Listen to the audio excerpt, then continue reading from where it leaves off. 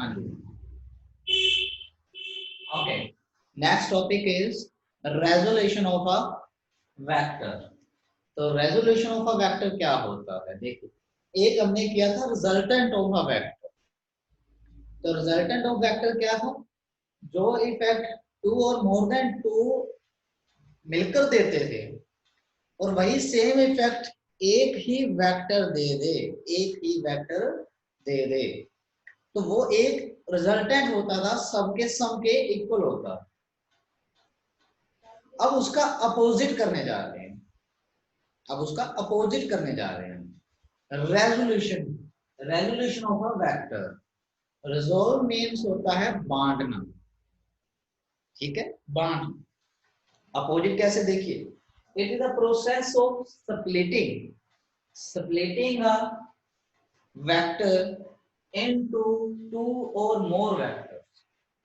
एक vector given होगा, आप उसको टू और मोर देन टू में डिवाइड करेंगे, स्प्लिट करेंगे in such a way that their combined effect, उनका जो कंबाइंड इफेक्ट होगा same as that of given vector.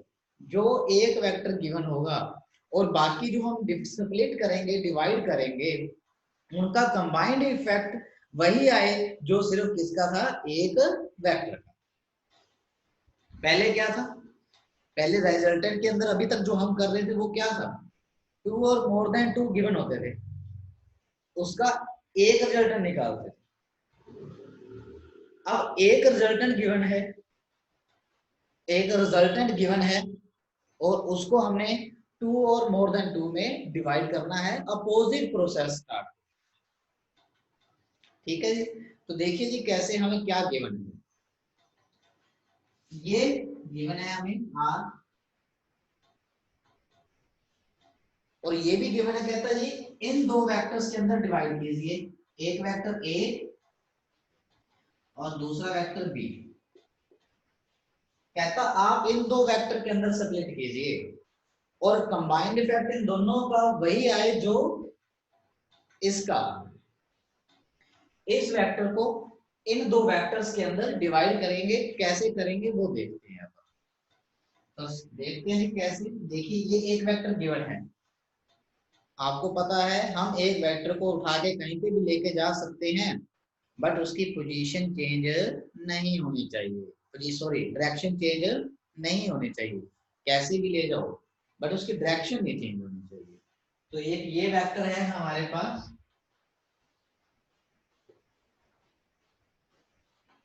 अब इस वेक्टर को अगर मैं ऐसे रख दूं यहाँ पे और इस वेक्टर को यहाँ पे ऐसे रख दूं, ऐसे ऐसे, तो कंप्लीट नहीं हो पाएगा ना। हमें इसका मैग्नीट्यूड को क्या करना पड़ेगा? बड़ा करना पड़ेगा। इसकी टेल को क्या करना पड़ेगा? बढ़ाना पड़ेगा। दैट मीन्स हमें किसी एक नंबर के साथ मल्टीप्लाई करना पड़ेगा, ठीक है। हमने इसकी टेल को बढ़ाने के लिए इसको किसी नंबर के साथ मल्टीप्लाई कर देंगे, बट डायरेक्शन नहीं चेंज होनी चाहिए, मैग्नीट्यूड को चेंज कर लिया। ओके, हमने मैग्नीट्यूड को चेंज कर लिया। यस, ये लो,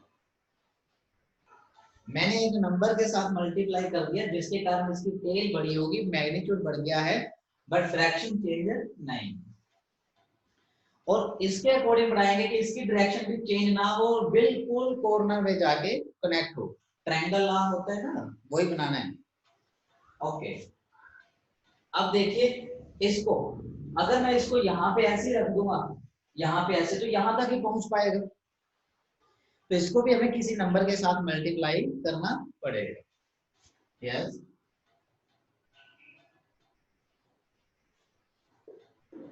यस। तो हमने इन दो वेक्टर्स को स्प्लिट किया, बांट दिया इसके अंदर, और जो इफेक्ट ये दे रहा था वही सेम इफेक्ट ये दोनों मिलकर दे रहे। पहले क्या होता था? जो इफेक्ट ये दोनों दे रहे थे वही सेम इफेक्ट ये दे रहा था, ये बनाना होता था। अब क्या हो गया?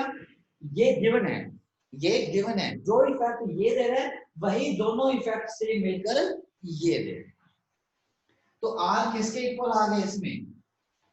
दोनों सेम ऑर्डर में, ये अपोजिट ऑर्डर में, तो अपोजिट ऑर्डर वाला दो सेम ऑर्डर के सम के क्या होता है?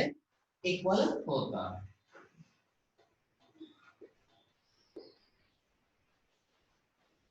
ठीक है जी, ओके। आप बताइए जरा, आप देखिए जरा इसमें कि क्या और कोई सॉल्यूशन हो सकता है, कोई और नंबर से मल्टीप्लाई कर दे और रिजल्ट सेम आ जाए। इसके डेली लाइफ के एग्जांपल क्वेश्चन आ रहा है, डेली लाइफ का एग्जांपल मैं आपको बता दूं, मैं देने वाला था इस टॉपिक के बाद देंगे एग्जांपल्स को, पहले ये समझ लिया। वॉकिंग ऑफ अ मैन, आदमी चलता है तो रेजोल्यूशन के अकॉर्डिंग करके आईसी वीडियो के अंदर ही आपको शो करेंगे। रोलर को पुल करना इजी है देन टू पुश इट, इसी का एग्जांपल है, दो एग्जांपल करवाऊंगा डेली लाइफ के, तो आपको और भी ज्यादा क्लियर हो जाएगा। चलिए ना, तो m a vector plus n b vector. अब थोड़ा सा देखिए, क्या मैं ये पूछ रहा हूं, क्या किसी और नंबर से मल्टीप्लाई करें, क्या फिर भी ये रिजल्ट बन जाएगा या नहीं आए, बिल्कुल फिक्स नंबर ही होंगे, बस यही। तो एक ही सोल्यूशन हो सकता है, कोई और सोल्यूशन नहीं हो सकता। ऐसा नहीं है कि जैसे सपोज करो मैं आपको कहूँ इसको मैंने 3 से मल्टीप्लाई किया, इसको 2 से किया, तो ऐसा नहीं हो सकता कि मैं इसको 4 से करके इसको 1 से या 2 से मल्टीप्लाई कर दूं तो भी रिजल्ट आ जाएगा, ऐसा नहीं होगा। क्यों? अगर मैं इसको 4 से कर दूं तो ये तो यहाँ बढ़ जाएगा, यहाँ तक आ जाएगा, और इसका यहाँ तक आ जाएगा, इसके साथ कनेक्ट ही नहीं होगा। अगर मुझे ऐसे करना पड़ा तो डायरेक्शन चेंज हो जाएगी, और डायरेक्शन को चेंज हम कर नहीं सकते। क्लियर? तो अगर मैं इसको छोटा करता हूँ, कम नंबर से मल्टीप्लाई करता हूँ, अगर मैंने इसको छोटा कर दिया, मल्टीप्लाई छोटे नंबर से किया, जैसे 3 की बजाय 2 से किया, तो ये यहाँ तक पहुंचा। अब ये यहाँ तक पहुंचा तो मुझे ऐसे कनेक्ट कर दूंगा तो ये चीज एक्स्ट्रा रह जाएगी। यस, तो दैट मीन्स कहने का मतलब क्या है, सॉल्यूशन कोई और हो ही नहीं सकता, एक ही सॉल्यूशन होगा, उसी नंबर से फिक्स नंबर से मल्टीप्लाई करना पड़ेगा, उसी फिक्स नंबर से मल्टीप्लाई करना पड़ेगा, तभी ये स्प्लिट होंगे। तो मैं कह रहा हूं एक ही सॉल्यूशन होगा। तो नेक्स्ट टॉपिक भी यही है, uniqueness of solution, uniqueness of resolution. ठीक है, तो यूनिकनेस ऑफ रेजोल्यूशन करते हैं।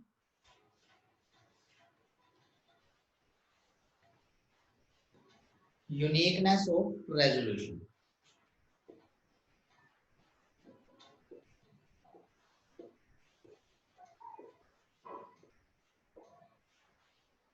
तो यूनिकनेस का मतलब ही क्या होता है, सिंगल सॉल्यूशन। तो देखिए, हमने सपोज कर लिया कि दूसरा कोई और सॉल्यूशन है, ठीक है जी, हमने सपोज कर लिया कि दूसरा कोई और सॉल्यूशन है, इसको हमने m डैश से मल्टीप्लाई कर लिया, इसको n डैश अनदर नंबर से कर लिया, लेकिन इफेक्ट तो सेम ही रहेगा, तभी तो कहेंगे तो सॉल्यूशन है इसका। तो जब हमने किसी और नंबर से मल्टीप्लाई किया इसको किसी और नंबर से, तो रिजल्ट क्या बनेगा, r is equal to m dash a vector plus n dash b vector. फिर से देख लीजिए इस पॉइंट को, शायद समझ ना आया हो। मैं यहां से ये मल्टीप्लाई किया, मैंने सिर्फ सभी सपोज किया है कि मैंने इसको किसी और नंबर से, इसको किसी और नंबर से, बट ये तो है ना किसी भी नंबर से मल्टीप्लाई करो, स्प्लिट ऐसे करना है कि इन दोनों का कंबाइंड रिजल्ट इसके क्या हो, इक्वल हो, इफेक्ट क्या है, सेम है, तो मैंने लिख दिया। क्लियर? अब देखो, एक ये सॉल्यूशन था, एक ये सपोज कर लिया कि ये है, तो ये भी इसके इक्वल, ये वाला भी इस आर के इक्वल, तो लेफ्ट हैंड साइड इक्वल तो राइट हैंड साइड भी इक्वल, तो राइट हैंड साइड इक्वल रख दीजिए ये और ये, तो m a plus n b, m dash a plus n dash b. अब देखिए इसको इधर ले आओ, ए वाले एक साइड कर लो, बी वाले एक side.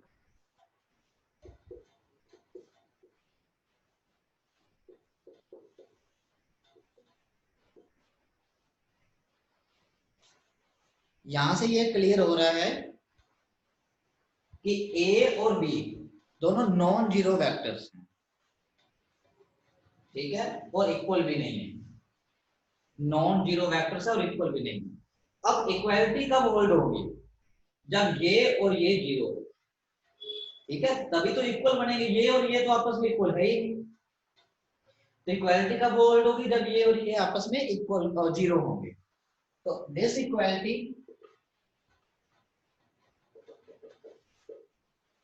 Hold only if when, ये इक्वालिटी तभी होल्ड होगी जब this m minus m dash equal to zero होगा और ये जीरो, तभी तो zero equal to zero equality hold कर जाएगी। अब देखिए m किसके इक्वल आ गया? m डैश के, यहां से n किसके इक्वल आ गया? n डैश के। तो जो अलग नंबर से हमने मल्टीप्लाई किया था वो तो इसी के इक्वल ही आ गए। m m डैश के इक्वल आ गया, n n डैश के इक्वल आ गया। दैट मींस ये तो वही नंबर आ गए जो हमने अलग से सपोज किए थे, वो तो चेंज हुए ही। दैट मींस सोल्यूशन कोई और नहीं हो सकता। सोल्यूशन क्या है आपके पास? एक ही रहेगा, अलग नहीं होगा। सोल्यूशन क्या है? यूनिकनेस है। एक बार फिर से कर देते हैं, थोड़ा सा अलग सा रहता है टॉपिक, समझ कम आता है स्टूडेंट्स। फिर से पूरा एक्सप्लेन करते हैं। हमें एक वेक्टर को दो वेक्टर्स के अंदर स्प्लिट करना था और दो वेक्टर का जो रिजल्ट है कंबाइंड प्लस कंबाइंड रिजल्ट है वो एक के इक्वल होना चाहिए। ओके, ये गिवन था। कहता इन दो नॉन जीरो वेक्टर्स के आप स्प्लिट कीजिए। तो हमें पता है कंबाइंड इफेक्ट के लिए ट्रायंगल और पैरेललोग्राम लॉ बेस्ट हैं, तो वो सेम इफेक्ट देते हैं, हम उसी के अकॉर्डिंग चलेंगे। हम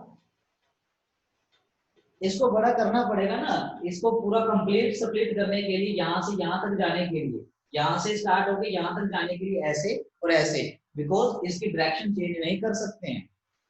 तो इसके साथ एक नंबर से मल्टीप्लाई कर दिया m के साथ, इसकी टेल बढ़ गई है, मतलब मैग्नीट्यूड बढ़ गया है, बट डायरेक्शन चेंज नहीं हुई है, डायरेक्शन चेंज नहीं हुई है। क्लियर? ओके, तो ये हो गया। ऐसे ही मुझे अगर मैं इसको यहाँ पे रख देता हूँ तो यहाँ तक पहुंचेगा, कंबाइंड इफेक्ट सेम नहीं आएगा, इसलिए मुझे इसको भी क्या करना पड़ेगा? एक नंबर से मल्टीप्लाई करना पड़ेगा। ये कर दिया तो ये आ गया n। अब दोनों का कंबाइंड इफेक्ट इसके एक के इक्वल होगा, इक्वल होगा। यस, मैं ये कह रहा था। उसके बाद क्वेश्चन क्या था अपना? क्या किसी और नंबर के साथ मल्टीप्लाई करें तो ऐसा पॉसिबल है कि रिजल्ट सेम आ जाए? ऐसा पॉसिबल नहीं है। अगर आप इसको किसी और नंबर से, बड़े नंबर से करोगे तो ये बड़ा हो जाएगा, तो ये यहां तक नहीं पहुंच पाएगा, इसकी डायरेक्शन तो यही रहनी है। तो इसको कितने मर्जी नंबर से मल्टीप्लाई कर लो, या तो ये ऊपर निकल जाएगा या ये छोटा रह जाएगा, यहाँ पे अटैच नहीं होगा। ओके, ठीक है। इसको आप छोटे या बड़े नंबर से करोगे, छोटे नंबर से करोगे तो यहाँ तक रह जाएगा, बड़े नंबर से करोगे तो ऊपर तक जाएगा, लेकिन पहुंचाना कहाँ तक है? यहाँ तक। और डायरेक्शन चेंज करनी नहीं है। सो दैट्स व्हाई थोड़ा सा फिजिकली सोचे तो सोल्यूशन कोई और नहीं हो सकता, बट अगर हम थियोरेटिकल सोचे तो उसको प्रूव करेंगे।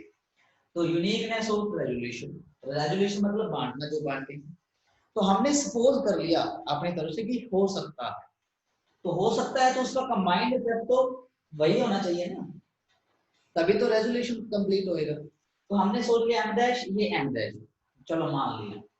क्लियर? अब ये इसी के इक्वल होएगा, कंबाइंड इफेक्ट इसी के इक्वल ही होएगा।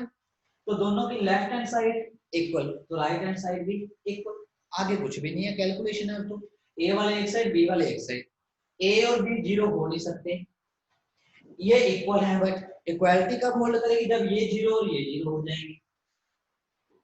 अब क्या आ गया? m इक्वल टू, तो फिर भी क्या होगा? m और n आपस में क्या होंगे? या तो इक्वल होंगे, या फिर इक्वल तभी होंगे, या फिर ये जीरो जीरो होंगे। इक्वालिटी तो तभी होल्ड करेगी ना, ये भी इक्वल होंगे तो फिर ये भी इक्वल होंगे, फिर भी कोई और सोल्यूशन नहीं हो सकता। और अगर नहीं है तो ये इनको जीरो जीरो होना पड़ेगा, तभी इक्वल बनेगी। तो अब ये क्या आ गया? m equal to m dash, n equal to n dash. तो ये तो वही नंबर आ गए, m m डैश के, n n dash. That means solution जो है वो क्या है आपके पास? यूनिकनेस। ये यूनिकनेस। क्लियर? अब चलते हैं रेक्टेंगुलर कंपोनेंट्स को रिजोल्व करने, उसके बाद डेली लाइफ के एग्जांपल देंगे इसके ऊपर। तो पहले हम करेंगे रेक्टेंगल कंपोनेंट्स ऑफ वेक्टर। ये इंपॉर्टेंट नहीं है, जो अब टॉपिक करवा रहा हूं ये इंपॉर्टेंट है, रेक्टेंगुलर कंपोनेंट, क्यों करके ये आगे यूज होगा, ये यूज नहीं होगा, ये कहीं पे भी यूज नहीं होगा जो अभी करवाया।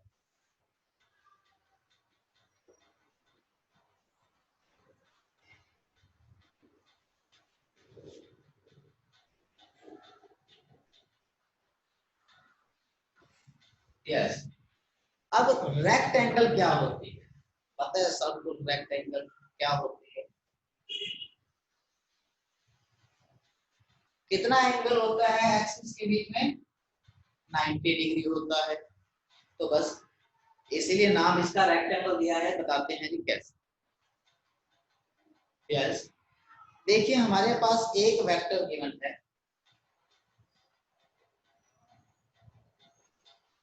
इसको रेक्टेंगुलर कंपोनेंट्स के अंदर डिवाइड करना है। मींस जो कंपोनेंट बनाएंगे उनके बीच में एंगल 90 डिग्री होना चाहिए। पहले तो हम क्या कर रहे थे, एक वेक्टर ये एक वेक्टर ये ऐसे कर रहे थे, इनके बीच में 90 डिग्री तो नहीं है ना। अब रेक्टेंगुलर कंपोनेंट्स होने चाहिए, मींस एंगल कितना होना चाहिए? 90 डिग्री। तो अब कैसे डिवाइड करें, बड़े ध्यान से देखिएगा। इसका इफेक्ट और जो दो रेक्टेंगुलर कंपोनेंट बनाएंगे उसका इफेक्ट क्या आना चाहिए? सेम आना चाहिए। तो कैसे बनाएंगे, देखिए यहां पे आप क्या कीजिए, यहां से परपेंडिकुलर गिराओ एक्स एक्सिस के ऊपर।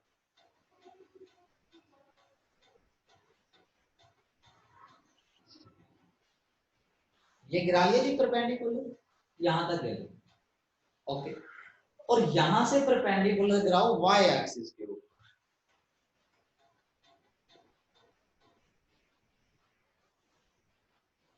यस, हाँ जी। तो इसके ये दो कंपोनेंट बन चुके हैं। एक कंपोनेंट यहां से यहां तक होगा, उसका नाम हमने दे दिया AX, और एक कंपोनेंट यहां से यहां तक होगा, उसका नाम हमने दे दिया AY। यस, दो कंपोनेंट में ये क्या हो चुका है, अब डिवाइड हो चुका है, और दो कंपोनेंट्स के बीच में एंगल चेक कर लीजिए जरा, कितना है? 90। यस, तो एक रेक्टेंगल की शेप ले रहा है ये, so that's why rectangular components बोला गया है। तो एक चीज यहाँ से लर्न कर लीजिए, आगे आने वाले चैप्टर्स के लिए, आगे चलने वाली फिजिक्स के लिए हमेशा के लिए याद कर लीजिए क्या, कि जहां पे भी वेक्टर क्वांटिटी स्लोप की फॉर्म में आएगी, जहां पे भी वेक्टर क्वांटिटी स्लोप की फॉर्म में आएगी, आप उसको दो कंपोनेंट्स में डिवाइड कर देंगे। बहुत इंपॉर्टेंट टॉपिक है फॉर नेक्स्ट चैप्टर। आप उसको दो कंपोनेंट्स के अंदर डिवाइड कर देंगे, एक कंपोनेंट हॉरिजॉन्टल और एक कंपोनेंट वर्टिकल। अब उनके रिजल्ट्स क्या होंगे वो चेक करने जा रहे हैं। ये एंगल हमने थीटा ले लिया। अब देखिए ए को मैं क्या लिख सकता हूं, ए को AX plus AY, clear? AX plus AY, ये AY है तो ये भी AY होगा। रेक्टेंगल में अपोजिट एक्सिस इक्वल होती है, तो AY होगा, तो दोनों का सेम ऑर्डर हो जाएगा। इन दोनों का ऑर्डर सेम हो गया, ये अपोजिट ऑर्डर हो गया, अपोजिट ऑर्डर वाला इन दोनों के सेम ऑर्डर के सम के इक्वल। नाउ मैं इसको ये भी तो लिख सकता हूं, अगर आप वेक्टर की रिप्रेजेंटेशन फर्स्ट डे से करते आ रहे हैं वेक्टर को, तो ये भी लिख सकता हूं। अगर मैंने सिर्फ इसको वेक्टर से क्या बना दिया, मैग्नीट्यूड बना दिया, सिर्फ मैग्नीट्यूड, तो मुझे डायरेक्शन कैसे दूंगा, इसकी डायरेक्शन कैसे दूंगा? साथ में आई कैप लगा दीजिए। एक्स एक्सिस के लिए क्या होता है? आई कैप। अच्छा जी, ये तो वेक्टर था इसलिए डायरेक्शन बीच में थी, लेकिन मैंने सिर्फ इसको मैग्नीट्यूड बना दिया, ये सिर्फ मैंने मान लिया 2 है, तो इसकी डायरेक्शन कैसे दूंगा? y के लिए कौन सा होता है यूनिट वेक्टर? j cap. ये भी वेक्टर की रिप्रेजेंटेशन है, ये भी है। चलिए अब हम इनके निकाल रहे हैं कि ax की वैल्यू क्या होगी और ay की वैल्यू क्या होगी। तो नेमिंग कर लेते हैं, वो p क्या हुआ? यस, ए एक्स की वैल्यू क्या होगी in triangle OPQ,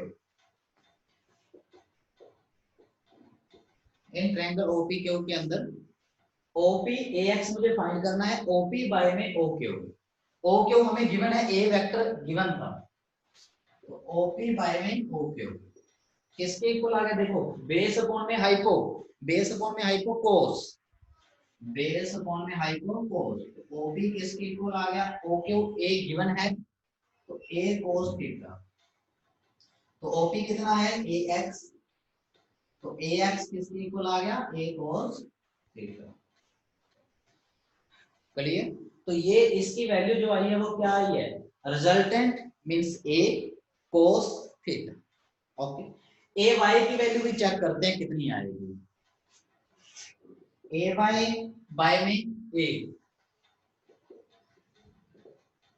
perpendicular over hypotenuse, perpendicular over hypotenuse, तो A Y is equal to A sine theta, A Y is equal to A sine theta. Yes, देखिए ये तो vector को represent किया, बस right लिखने का method है, कैसे लिख सकते हैं, A vector is ax plus ay, दोनों सेम ऑर्डर में, ये अपोजिट ऑर्डर वाला दोनों सेम ऑर्डर के सम के इक्वल। मुझे ax और ay की वैल्यू निकालनी है, a गिवन है तो दिस बाय दिस ट्रिग्नोमेट्रीज आपने की हुई है, बेस अपॉन में हाइपो क्या होता है कोस होता है, परपेंडिकुलर और हाइपो क्या होता है साइन होता है, तो ये लगाया बेस अपॉन में hypo cos, OP is equal to OQ sine OQ cos theta, OQ कितना है a, OP कितना है AX, OP कितना है AX, OQ कितना है a, तो ये आ गया। ऐसे ये AY बाय A कर लिया, AY बाय A, परपेंडिकुलर और हाइपो क्या होता है साइन होता है, तो साइन थीटा आ गया, AY is equal to A sine theta. ठीक, हमेशा के लिए याद रख लीजिए, इसके अंदर रिजल्ट आगे बार बार यूज होने हैं, मैं बता रहा हूं, जब भी इस वेक्टर क्वांटिटी स्लोप की फॉर्म में आएगी आप उसके दो कंपोनेंट करेंगे, एक हॉरिजॉन्टल और एक वर्टिकल। अब वर्टिकल और हॉरिजॉन्टल की जो वैल्यू लिखनी होगी तो वो आप बार बार डेरिवेशन थोड़ी ना करोगे, सिंपल लर्न कीजिए, जिस कंपोनेंट के साथ एंगल होता है उसकी वैल्यू होती है resultant into cos, resultant into cos, A cos theta, और जिसके साथ एंगल नहीं होता, गिवन नहीं होता है, उसकी वैल्यू होती है resultant into sine, resultant into sine. Horizontal component, vertical component, horizontal component जिसके साथ एंगल होता है वही हॉरिजॉन्टल कंपोनेंट माना जाएगा, तो हॉरिजॉन्टल कंपोनेंट की वैल्यू क्या होती है रिजल्टेंट इनटू कोस थीटा, उसको याद ही कर लो कोस कंपोनेंट, बस फिर कभी भूलोगे नहीं, इसको लर्न ही कर लो कि ये कोस कंपोनेंट, जिसके साथ एंगल होता है वो कोस कंपोनेंट, तो जिसके साथ एंगल नहीं होता वो साइन कंपोनेंट, तो कोस के साथ रिजल्टेंट जरूर लगाना, ये ना भूल जाना, तो ए कोस थीटा ए साइन थीटा, ये रिजल्ट्स दोनों बार बार यूज होने वाले। ओके, नाउ मैग्नीट्यूड ऑफ ए का मैग्नीट्यूड कैसे निकालेंगे, स्केयरिंग और एडिंग कर दीजिए, दोनों की स्केयरिंग और एडिंग कर दीजिए, ए एक्स का स्केयर प्लस ए वाई का स्केयर, स्केयर भी कर दिया ऐड भी कर दिया, इधर भी कर दीजिए, a square cos square theta, a square sine square theta, a square common आ गया, sine square theta plus cos square theta कितना होता है 1, सबको पता है sine square theta plus cos square theta is equal to 1 होता है, तो ये क्या आ गया a square a x square a y square, square उधर जाके क्या बन जाएगा रूट बन जाएगा, तो ये बन गया रूट, ये तो ए का मैग्नीट्यूड कितना आ गया root of a x square plus a y square, root of a x square plus a y square, simple Pythagoras theorem से भी पता लग रहा है, ए का square is equal to root of a x square plus a y square. चलिए, अगर मुझे अब इसकी डायरेक्शन निकालनी है तो कैसे निकालूं, डायरेक्शन ये स्लोप है, टेंजेंट थीटा से निकलती है, आप इसको इससे डिवाइड कर दीजिए, साइन बाय कोस क्या होता है, tan थीटा ही तो होता है साइन बाय कोस, तो डायरेक्शन आ जाएगी थीटा, tan थीटा से, तो डिवाइड कर दीजिए इसको।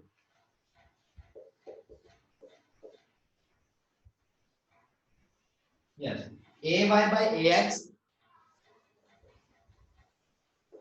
a sin theta by a cos theta,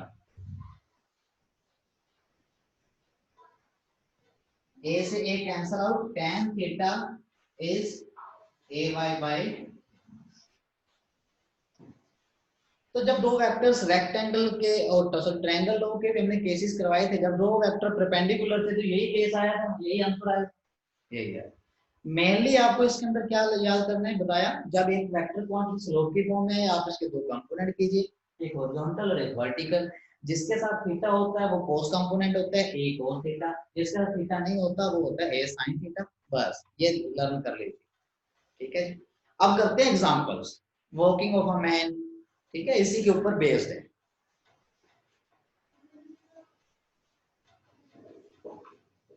तो कैसे बेस्ड है देखते हैं जी, हम कैसे हम उसको चलते हैं डेली लाइफ के अंदर, कैसे हम वॉक कर पाते हैं।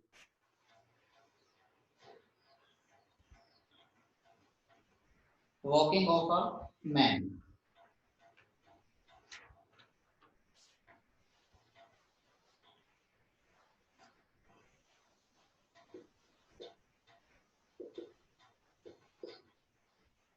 यस, तो देखिए जब भी पर्सन चलता है, आप भी अपने आप को नोट कर सकते हैं, तो आपका जो पैर होगा वो आपको बैकवर्ड साइड करेगा, बैकवर्ड साइड टेढ़ा, चल के धीरे से चल के, और अपने फुट पे नजर रखना कैसे चल रही है। तो आप जब भी अगर से पैर को थोड़ा पीछे की तरफ ऐसे अर्थ को बैक साइड पुश करोगे, इस ऐसे फोर्स लगाएंगे, तो आपको पता है हर फोर्स की एक एक्शन की एक रिएक्शन फोर्स होती है, ये आप कहां कर चुके हैं, न्यूटन के थर्ड लॉ, ठीक है। तो इसके रिएक्शन फोर्स इसके अपोजिट होगी,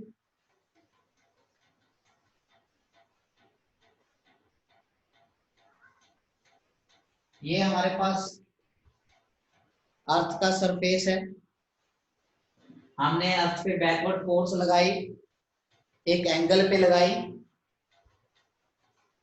यहाँ पे हमें अर्थ ने रिएक्शन फोर्स दी, चलना किसने है, हमने चलना है, ये तो एक्शन अर्थ के ऊपर है ना, और रिएक्शन हमारे ऊपर, अर्थ ने हमें रिएक्शन दिया, चलना हमने, तो हम रिएक्शन फोर्स को देखेंगे, हमारे ऊपर जो फोर्स लग रही है उस फोर्स को देखेंगे हम कैसे, ठीक है। तो अब रिएक्शन फोर्स एक स्लोप की फॉर्म में है, फोर्स एक वेक्टर क्वांटिटी है, ये एक स्लोप की फॉर्म में है, तो हम इसके क्या कर देंगे, दो कंपोनेंट डिवाइड कर देंगे, एक कंपोनेंट ये कर देंगे और एक कंपोनेंट ये कर देंगे, इसके इक्वल, इधर से इसके इक्वल, ठीक है जी। एक कंपोनेंट हमने ये कर दिया और एक कंपोनेंट हमने ये कर दिया, ये एंगल थीटा है तो ये भी थीटा होगा। अब देखिए जिसके साथ एंगल होता है उसकी वैल्यू क्या बताई है, आर कोस थीटा, और जिसके साथ एंगल नहीं होता है उसकी वैल्यू क्या बताई है, r sine theta, clear. Now weight of the person, weight किसी का भी किस साइड होता है, वर्टिकली डाउनवर्ड होता है, आप इसको छोड़ के देख लो, क्या ऐसे जाएगी या ऐसे जाएगी, ऐसे जाएगी ना, क्यों गई, अपने वेट के कारण, और कैसे गई, बिल्कुल सीधी, वर्टिकली डाउनवर्ड। अब किसी भी चीज को ड्रॉप कीजिए, वो कैसे जाएगी, वर्टिकली डाउनवर्ड ही जाएगी ना, तो वेट हर पर्सन का, वेट की डायरेक्शन हमेशा कैसी होती है, वर्टिकली डाउनवर्ड। वेट क्या होता है, mg, और g की डायरेक्शन हमने एक्सीलरेशन ड्यू टू ग्रेविटी की बताई हुई है, वर्टिकली क्या होती है, डाउन, तो weight always vertically downward, weight vertically downward, ऊपर क्या है, आर साइन थीटा, ये दोनों एक दूसरे को बैलेंस करते हैं। हम जब खड़े हैं या चल रहे हैं तो हम नीचे तो नहीं जाते ना, या हवा में तो नहीं उड़ते ना, आर साइन थीटा ऊपर लेके जाना चाहती है, वेट नीचे, दोनों एक दूसरे को बैलेंस रखते हैं, हम वहीं पे रह जाते हैं। तो r sine theta balance weight of man, आदमी के वेट को बैलेंस करता है। ओके, आर कोस थीटा किस साइड है? इस साइड।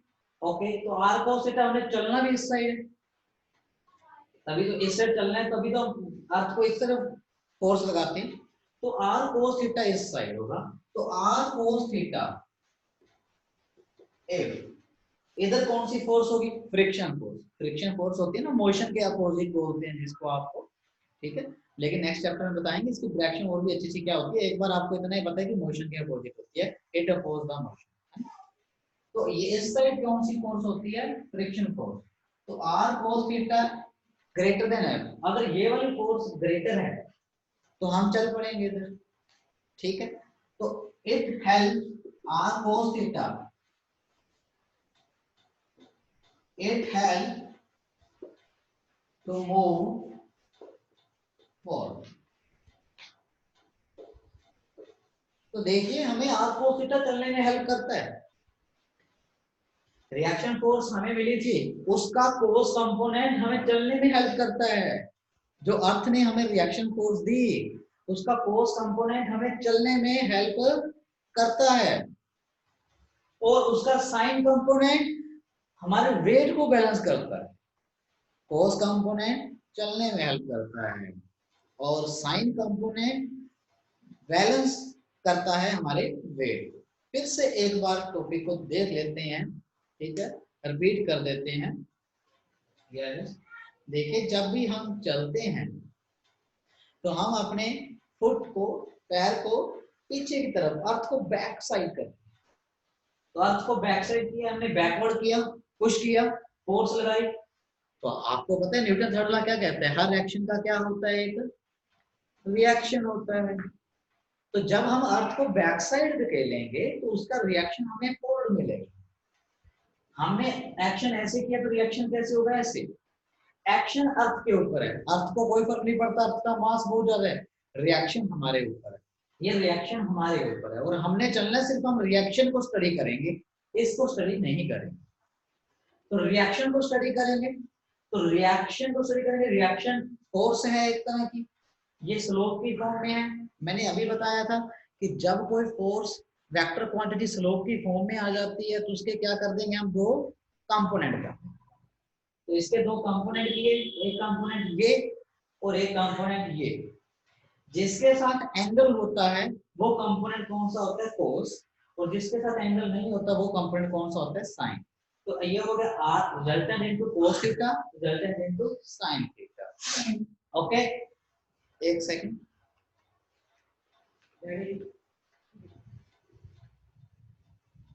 तो resultant into cos theta, resultant into sin theta.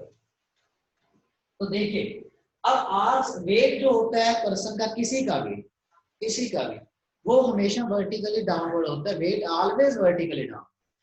यहां से रखा, नीचे गई, बिल्कुल सीधी वर्टिकली डाउनवर्ड। ये आर साइन थीटा वेट को बैलेंस कर रहा है। देखो एक दूसरे के just equal and opposite. R sine theta weight को बैलेंस कर रहा है, तभी हम वेट के कारण नीचे नहीं जा पाते और आर साइन थीटा के कारण ऊपर नहीं उठते। ये एक दूसरे को बैलेंस कर देते हैं। और आर कोस थीटा हमें कहाँ हेल्प कर रहा है? आगे चलने में। इसके अपोजिट कौन है? फ्रिक्शन। अगर फ्रिक्शन से ज्यादा फोर्स होगी आर साइन कोस थीटा तो हम आगे चलेंगे, अदरवाइज हम नहीं चल पाएंगे। इस तरह से हम चलते हैं, आर कोस थीटा में चलने में हेल्प करते हैं। Thank you. Next example next video के अंदर करेंगे।